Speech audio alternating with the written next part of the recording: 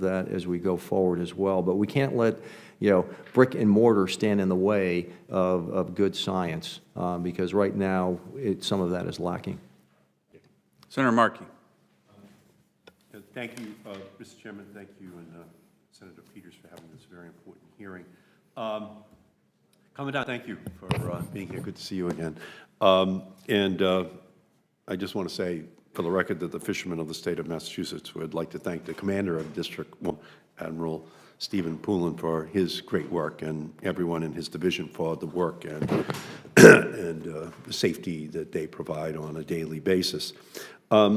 On December 20th, 2004, the Northern Edge, a New Bedford-based scallop vessel, sank and 6 fishermen were lost at sea. The Coast Guard conducted a 43-hour search, but only 1 fisherman unfortunately survived. This tragic loss was the worst accident since the tragedy depicted in the famous movie A Perfect Storm, where the Andrea Gale of Gloucester sank in 1991.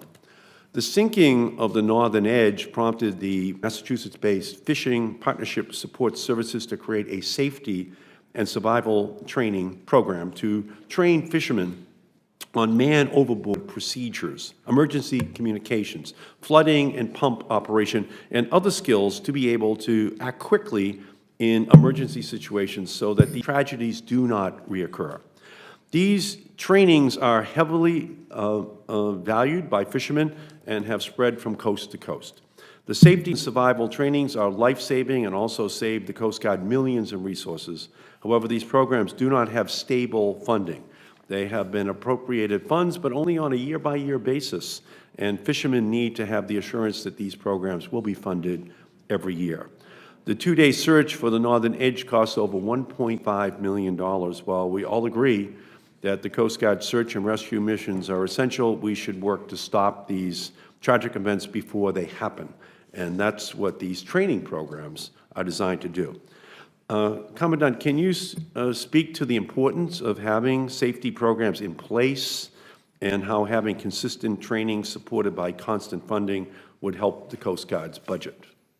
Senator, you're a strong advocate of prevention, and so we don't have to respond. And so anything that takes us out of the business of having to respond and preventing, providing these mariners with the wherewithal to operate, and again, up off the Grand Banks in the winter times, it's a hazardous operating environment. So it's absolutely critical. It used to be called the deadliest catch in Alaska, but I would say, we've seen more fatalities of late off the Pacific Northwest, but no different. Cold water, extreme weather, and this training, if it saves one life, I said earlier in this hearing, you can't put a dollar value on a life, and I think consistent funding, if it saves lives, is money well spent. So, just moving on, in response to our hearing last March, you stated that only Class 2 Coast Guard vessels are equipped with naloxone, Narcan, and that Coast Guard commanders are assessing the opioid threat in their local area to identify any high-risk areas, populations, and risk of exposure. Have you identified any high-risk areas, and what are you doing to encourage other classes of Coast Guard vessels to be equipped with Narcan? Thank you for that question, Senator. We have since moved on, and we are putting this out to all field units in the Coast Guard. Yeah, we have an epidemic on our hands right now, so this is Coast Guard-wide, not one tier of ships. It could be in a fishing fleet, a recreational boater. There's no community that is exempt to this epidemic. So since March, you have Yes, created a program that covers all of those classes? Yes, sir. Yeah, excellent. And of course,